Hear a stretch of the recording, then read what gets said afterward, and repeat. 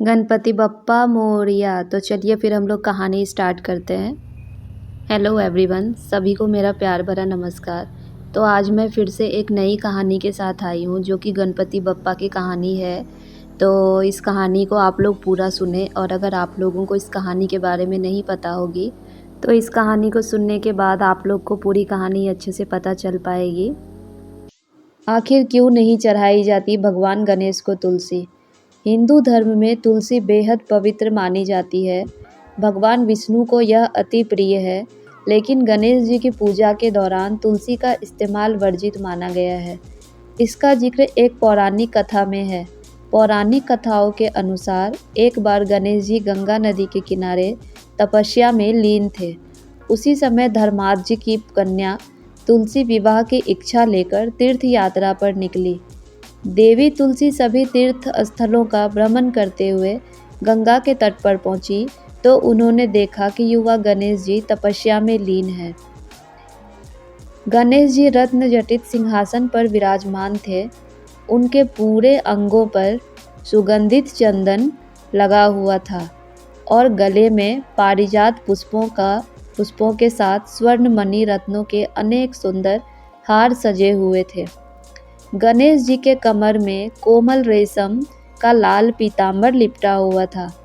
गणेश जी के इस स्वरूप पर देवी तुलसी मोहित हो गई। उनके मन में विवाह करने की इच्छा जागृत हुई।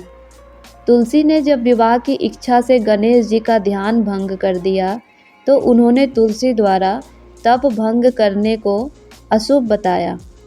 तुलसी की विवाह की मनसा जानने पर गणेश जी ने खुद को ब्रह्मचारी बताया और प्रस्ताव को ठुकरा दिया।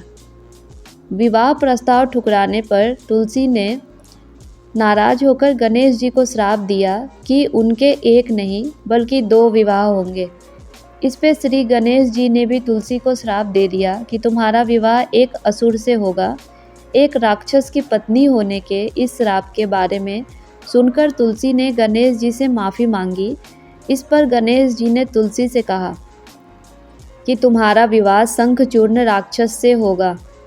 फिर भी तुम भगवान विष्णु और श्री कृष्ण को प्रिय होने के साथ ही कलयुग में जगत के लिए जीवन और मोक्ष देने वाली होगी, लेकिन मेरी पूजा में तुलसी चढ़ाना वर्जित माना जाएगा। इसके बाद से ही भगवान गणेश की पूजा में तुलसी चढ़ाना वर्जित माना जाता है।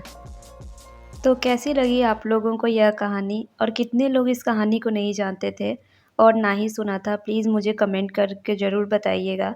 और कहानी अगर अच्छी लगी हो तो एक लाइक ज़रूर कीजिएगा, साथ में शेयर कीजिएगा उनके साथ जिनको कहानी सुनना पसंद हो, और साथ में सब्सक्राइब करके बेल आइकन प्रेस कीजिएगा, जिससे मैं जो भी कहानी लाऊंगी उसकी सबसे पहले नोटिफिकेशन आपके पास जाएगी और आपसे कोई भी कहानी मिस नहीं होगी।